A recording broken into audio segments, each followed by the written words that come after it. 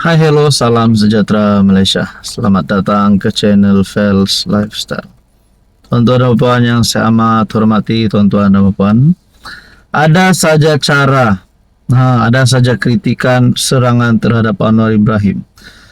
Mahu Anwar letak jawatan, mahu Anwar dipecat, mahu Anwar itu ini, macam-macam lah. Mereka mahu Anwar jatuh. Tidak lain dan tidak bukan daripada kepimpinan pembangkang Perikatan Nasional. Sebelum ini, Ketua Pembangkang Hamzah Zainuddin telah membuat kenyataan Anwar Ibrahim derhaka. Ini melibatkan isu Tita Addendum. Ini lagi satu tulisan daripada Harapan Daily. Tuduh PM derhaka, satu fitnah jahat. Backbenchers selar pembangkang. Saudara-saudara, Kelab Penyokong Kerajaan Madani, Backbenchers Club BBC, menempelak tuduhan Ketua Pembangkang di Dewan Rakyat yang menuduh PM derhaka terhadap institusi diraja berkaitan isu Tita Addendum. Saudara-saudara, kenapa Hamzah Zainuddin yang menjadi antara pertama dan di depan untuk bercakap berkaitan dengan ini? Mana Muhyiddin Yassin? Yang pernah menjadi PM, yang kita dapat lihat paling terdekat untuk menjadi Ketua Pembangkang. Namun, yang menjadi Ketua Pembangkang hari ini adalah Hamzah Zainuddin. Adakah Muhyiddin lari? Adakah Muhyiddin hilang takut Anwar Ibrahim? Itu menjadi persoalan dan pertanyaan. Dan yang seterusnya, kalau PM derhaka, kenapa hari ini Anwar Ibrahim masih memegang jawatan Perdana Menteri? Kalau derhaka sudah layak dipecat. Buat apa rakyat Malaysia mahu Perdana Menteri yang derhaka? Betulkah?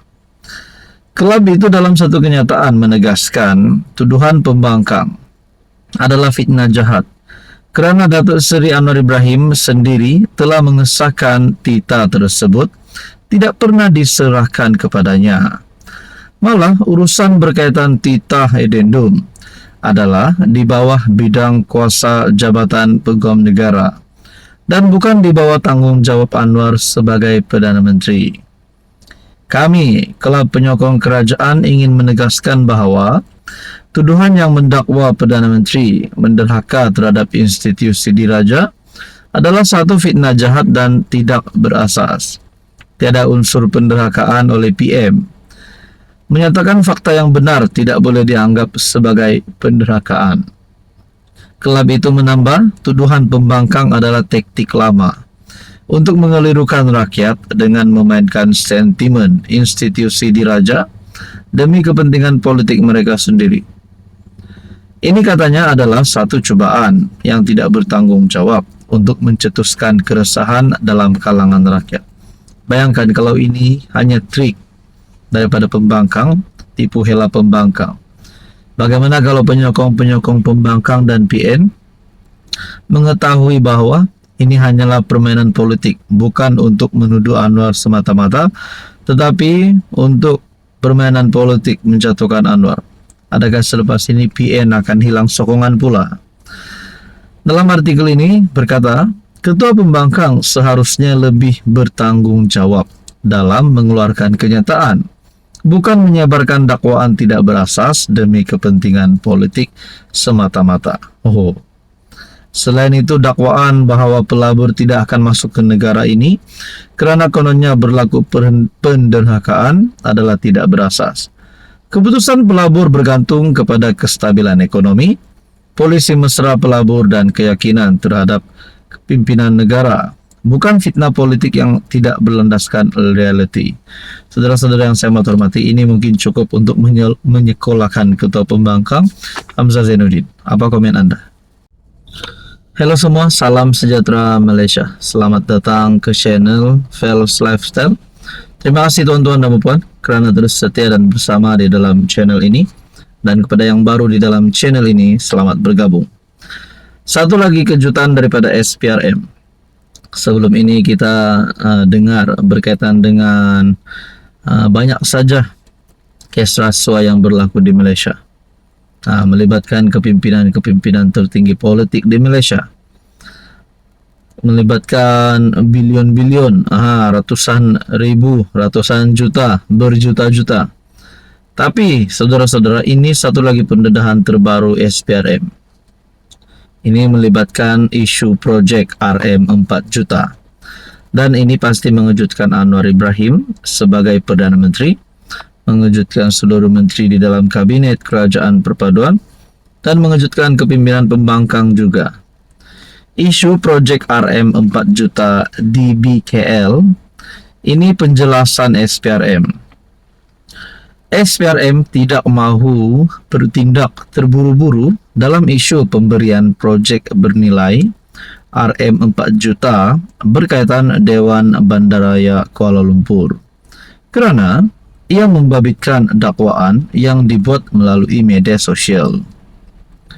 Ketua Pesuruhjaya SPRM, Ansri Azam Baki, berkata pihaknya akan melakukan analisis menyeluruh terhadap dokumen yang diberikan di BKL untuk mengesahkan dakwaan tersebut terlebih dahulu. Di BKL akan menjalankan siasatan mereka mengenai isu ini. Sementara penyiasat saya meneliti dokumen-dokumen tersebut, katanya.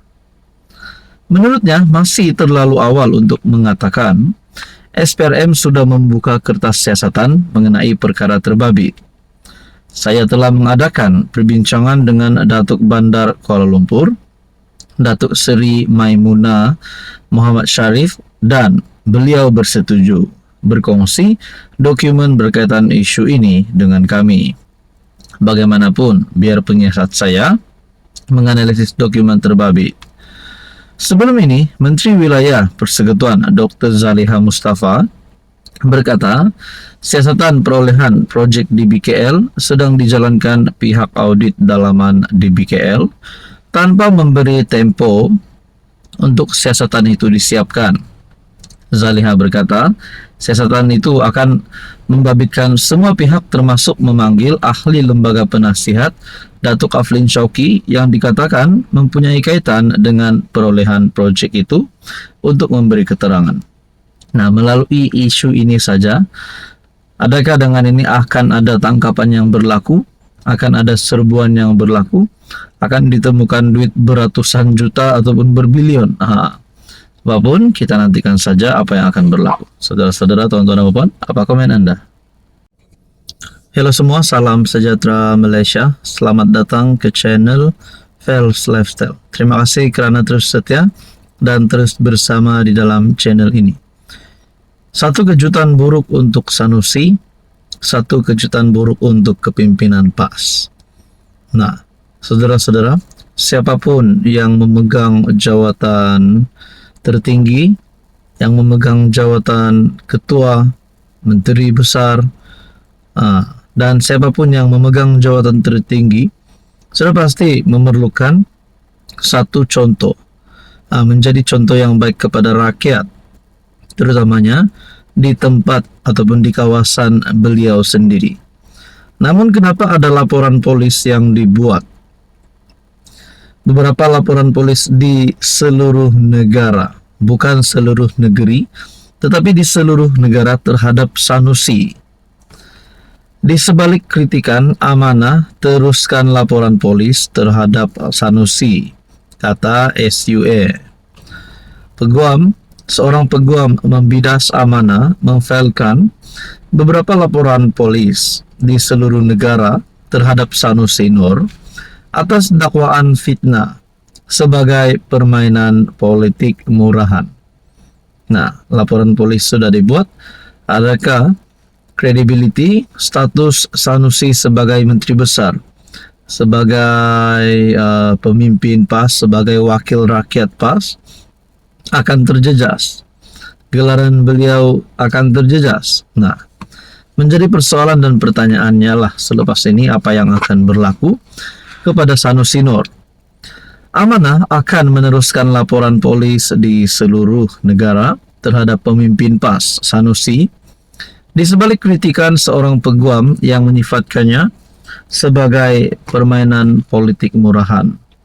Setiausaha Agung Amanah Faiz Fadzil berkata, tindakan Tindakan dilancarkan sejak Sabtu lalu itu diteruskan sebagai usaha mendidik masyarakat menolak budaya fitnah, selain merasakan terhina dengan fitnah dilemparkan. Kita akan teruskan laporan polis yang bermula sejak Sabtu lalu. Tindakan itu diambil sebab kita rasa terhina dan tidak mau fitnah terus dilakukan pemimpin PAS. Mereka seolah menjadikan fitnah itu satu budaya dalam masyarakat. Saudara-saudara, bukan saja Sanusi, tapi beberapa lagi isu yang berlaku sebelum ini yang melibatkan Pesuruhjaya PAS Perak dengan Menteri Belia Sukan, yang melibatkan Siti Mastura dengan pemimpin DAP. Nah, adakah dengan ini saudara-saudara tiada lagi akan menyokong PAS selepas ini? Nah, pada akhirnya laporan polis dibuat. Nah, apa yang akan berlaku kepada Sanusi selepas ini kita nantikan saja. Apa komen Anda?